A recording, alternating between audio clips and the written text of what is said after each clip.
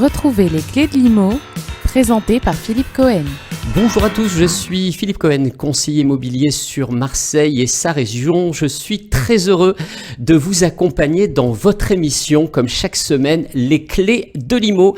Une émission 100% IMO où nous parcourons l'actualité immobilière. Nous abordons également un thème autour de l'immobilier. Nous répondons également aux questions des auditrices et des auditeurs sur l'immobilier. Et enfin, nous présentons un bien à la vente. Allez, tout de suite, l'actualité, le sommaire. Le sommaire dans l'Actu IMO, donc nous allons parler de la prime Rénov' nouvelle version, puisqu'elle reprend mais sous condition. Le thème IMO de la semaine, ce sont cette année les 60 ans de la copropriété. Donc nous allons parler de la vie en communauté et de la vie en copropriété. La question juridique IMO qui a été posée cette semaine est la suivante. Un locataire qui était dans un logement depuis 20 ans vient de donner son congé. Est-il possible que le propriétaire puisse lui facturer la remise en peinture qui se sont défraîchies au cours du temps? Enfin, nous présentons le bien IMO. C'est un appartement qui se situe proche du parc du 26e centenaire. Les clés de l'IMO, c'est tout de suite, c'est maintenant. Les clés de... C'est tout de suite. Alors dans l'actu IMO cette semaine, je voulais partager avec vous ma prime Rénov', puisque nous en avons beaucoup entendu parler cet été de ma prime Rénov', et elle a été gelée, cette prime Rénov' cet été. Ça a été annoncé au mois de juillet et ensuite elle a pris fin rapidement. Pourquoi ? Eh bien, officiellement, c'était pour renforcer les contrôles des dossiers et garantir que les aides publiques bénéficiaient uniquement aux personnes concernées. Et donc, le ministère de la Transition écologique a confirmé la reprise, le redémarrage du dispositif au 30 septembre 2025, mais avec de nouvelles conditions, puisque ma prime Rénov' continue, mais avec un périmètre plus strict, plus encadré, en particulier pour les rénovations globales d'ampleur.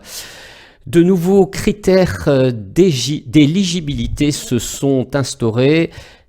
Nous avons 13 000 nouveaux dossiers maxi, donc d'ici 2025 pour ce parcours qui ne concernera uniquement les logements classés en E, F et G au DPE.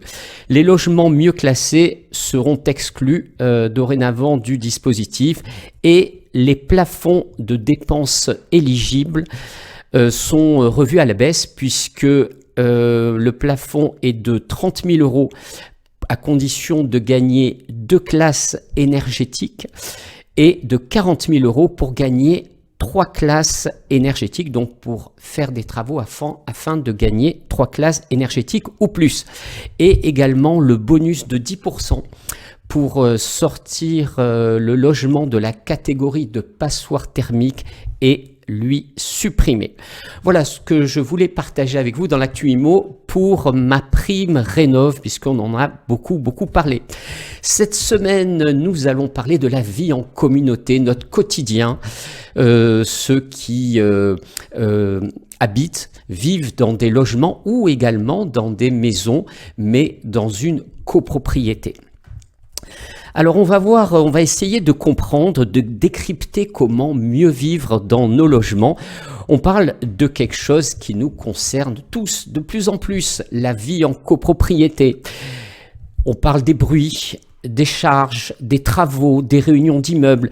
Pas toujours simple de s'entendre avec son voisin, mais il existe aussi de belles histoires, des initiatives collectives et de vraies solutions pour mieux vivre ensemble. On va voir ça tout à l'heure.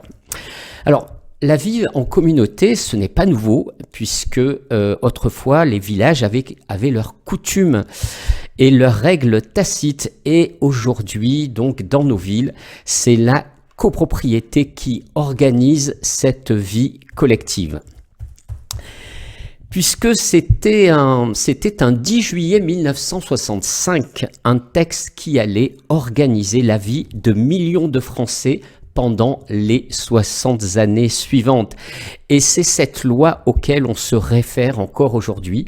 Cette loi posait les bases du statut de la copropriété des immeubles bâtis. Et aujourd'hui, 10 millions de logements sont concernés en France. La loi de 1965 sur la copropriété continue d'évoluer, d'alimenter des débats, de susciter des interrogations fondamentales sur notre manière d'habiter et de vivre ensemble.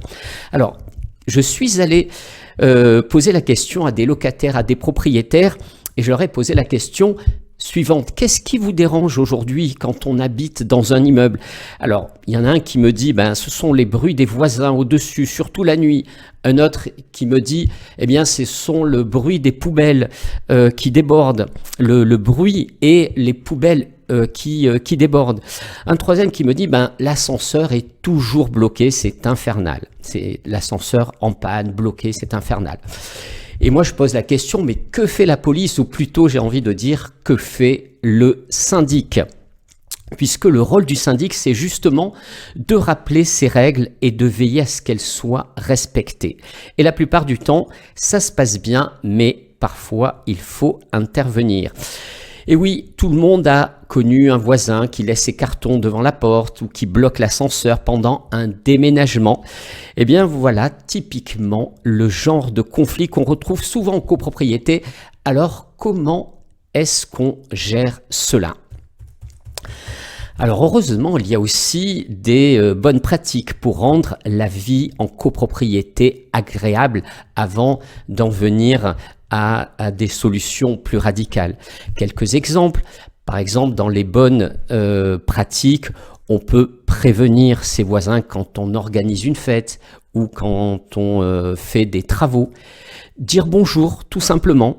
Entretenir une bonne ambiance dans les espaces communs. Participer aux assemblées générales pour être partie prenante dans les décisions votées.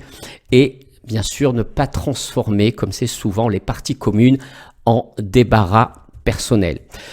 Une habitante m'a dit aussi, dans les bonnes habitudes, dans les bonnes choses, dans ma résidence, on a un petit groupe WhatsApp. Ça permet de se prévenir en cas de problème et d'éviter surtout les malentendus. Voilà une belle idée. La communication, bien évidemment, c'est la clé. Donc, les principales étapes avant d'aller en conflit, d'abord, c'est parler, bien évidemment, directement avec son voisin, calmement.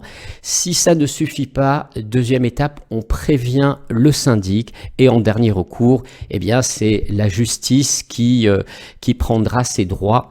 Mais c'est souvent long, cher et on essaie d'éviter si possible.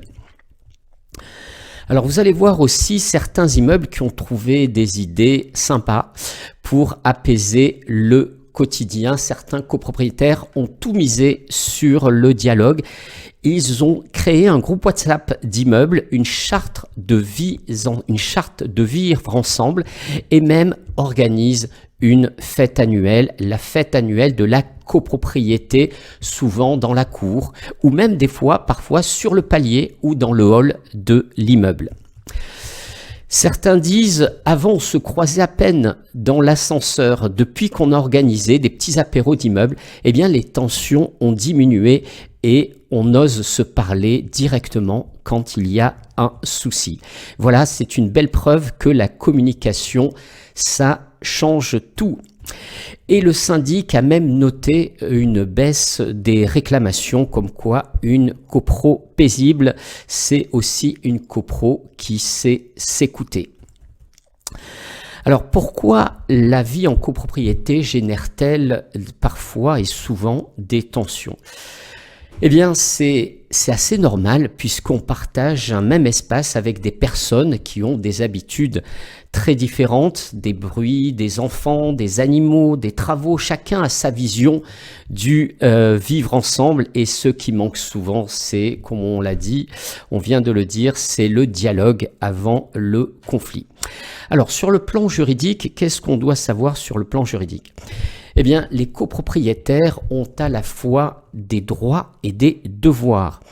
Bien, le premier devoir, c'est de respecter le règlement de copropriété. Également de participer aux assemblées générales pour voir effectivement évoluer, voir la vie, comment la vie de l'immeuble s'organise, et surtout entretenir les parties communes. Alors, le règlement de copropriété, c'est un document officiel. Il fixe les droits et les devoirs de chacun. Parmi les règles les plus classiques, on retrouve les horaires pour les travaux bruyants qui sont souvent entre 8h et 20h, bien entendu, pas le dimanche. L'utilisation des parties communes, donc qui organise cette utilisation en précisant de ne pas avoir de vélo dans les couloirs, pas de poussettes dans le hall. Les animaux de compagnie aussi, qui sont acceptés, mais ils ne doivent pas gêner les autres copropriétaires. Également, après, il y a souvent des fois des conflits sur les places de parking. Tu n'as pas le droit de te garer là. Oui, mais c'est pas ta place, il n'y a pas ton nom. Donc, c'est quand je suis allé questionner les gens en copropriété, c'est tous ces remarques que j'ai pu entendre. Mais il faut savoir aussi qu'il existe aujourd'hui des outils aussi de médiation. Avant d'aller au tribunal, on peut faire appel à un médiateur de la copropriété. Alors, comment sont recevables les actions individuelles des copropriétaires ? Il y a un article 15 donc, qui pose de la loi donc, de la copropriété qui pose pour principe que le syndicat des copropriétaires, donc le syndicat c'est l'association qui représente les copropriétaires, qui a qualité pour agir en justice et prévoit quand même que tout copropriétaire peut néanmoins exercer seul les actions concernant la propriété ou la jouissance de son lot à charge d'en informer le syndic. Et la question qui s'est posée, c'était de savoir, en cas d'atteinte porté aux parties communes par un copropriétaire, un autre copropriétaire avait la possibilité d'agir en justice sans avoir à justifier d'un préjudice personnel. C'est-à-dire clairement, je suis pas concerné directement par un désordre dans l'immeuble, eh bien en tant que copropriétaire, même si je ne suis pas concerné directement, eh bien j'ai qualité, je peux aller en justice pour le compte d'un autre copropriétaire et pour le compte de la copropriété en général, dans la mesure où je suis moi-même copropriétaire. Donc d'ailleurs, la Cour de cassation a posé pour principe que chaque copropriétaire est en droit d'exiger le respect du règlement de copropriété ou la cessation d'une atteinte aux parties communes sans être tenu de démontrer que la personne subit elle-même le préjudice. Quant au syndic, le syndic ne peut pas agir en justice au nom du syndicat sans y avoir été autorisé par une décision d'assemblée générale. Voilà, donc contrairement au syndicat des copropriétaires qui regroupe les copropriétaires, un copropriétaire peut lui agir en son nom, sans avoir l'aval du syndicat des copropriétaires, tandis que le syndic, lui, donc qui organise aussi qui organise ce qui se passe dans l'immeuble, lui par contre a besoin du vote de l'Assemblée générale pour pouvoir agir en justice, sinon son action serait irrecevable. Et il y a aussi des innovations qui sont proposées justement, donc on a vu les groupes WhatsApp, on a vu effectivement la fête des voisins, des apéros dans l'immeuble pour favoriser le dialogue, mais il y a aussi des syndics participatifs où les copropriétaires gèrent eux-mêmes certains aspects avec des plateformes collaboratives. Et il y a aussi des applications pour voter, échanger ou signaler un problème sans se fâcher. En somme, le maître mot, bien évidemment, dans une copropriété, c'est la communication, le respect et bien sûr, des fois, souvent, la technologie qui active et qui simplifie et qui fluidifie tout ça. La copropriété, c'est en fait comme une petite société où chacun joue le jeu et tout le monde y gagne. Aujourd'hui, donc, les conseils sont simples, c'est de prévenir avant de déranger. Vous faites des travaux, prévenez votre voisin. Vous organisez une fête, on prévient, un petit mot dans le hall, dans l'ascenseur. Il y a également certains qui ont organisé un tableau d'affichage, donc ça permet donc d'avoir les informations rapidement et surtout d'avoir cette notion de partage de l'information. Et donc, si par exemple vous avez un grand projet, un projet comme la rénovation énergétique, ce qui est très à la mode, très tendance, très actuel, eh bien il faut impliquer tout le monde dès le départ et l'adhésion sera plus forte au niveau de la copropriété puisque chaque copropriétaire se sentira concerné. Voilà de la bienveillance. Certains aussi ont même un groupe Facebook donc qui permet de s'entraider. On partage même les outils des fois pour le bricolage. Alors, que retenir? Eh bien, que vivre en copropriété, c'est avant tout un exercice d'équilibre. Respecter les règles, mais aussi tisser du lien, de la communication, la participation, bien sûr, et ça peut tout changer. Bien évidemment, donc, on ne choisit pas ses voisins, mais on peut choisir la façon dont on vit avec eux. Eh bien, 60 ans après, la loi de 1965 apparaît plus que jamais comme un miroir, un véritable miroir de notre société. Elle reflète nos élans collectifs autant que nos blocages individuels. Qu'est-ce qu'elle montre? Elle montre notre capacité à organiser le vivre ensemble, mais aussi nos difficultés à anticiper, à intégrer les plus précaires face au vieillissement du bâti comme celui de la population. Et donc c'est un véritable pacte civique qui est en jeu et l'avenir de la copropriété ne dépend pas uniquement des textes à venir, mais de notre capacité collective à retrouver le goût du compromis et l'engagement local. Car au fond, ce qui se joue dans nos cages d'escalier, dans nos assemblées parfois houleuses, nos conflits paliers, eh bien, c'est la manière dont nous acceptons de faire la société, tout simplement dans le cadre d'un immeuble. Voilà ce que je voulais partager avec vous pour la loi, cette fameuse loi de 1965 de la copropriété. Nous passons à la question juridique IMO cette semaine qui est posée par Eric. Eric nous a posé la question suivante. Un locataire qui était dans un logement depuis 20 ans vient de donner son congé. Est-il possible de lui facturer la remise en peinture, les peintures qui sont toutes défraîchies? Eh bien, comme le prévoit la loi, le locataire doit répondre bien évidemment aux dégradations et aux pertes qui surviennent pendant le bail.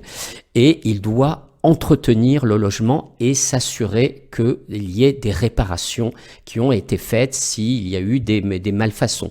Mais pour ce qui concerne les papiers peints, la peinture, le revêtement des sols, ceci provient d'un usage normal. Donc le locataire n'est pas donc tenu de procéder à la remise en peinture si celle-ci s'est défraîchie en raison de la vétusté.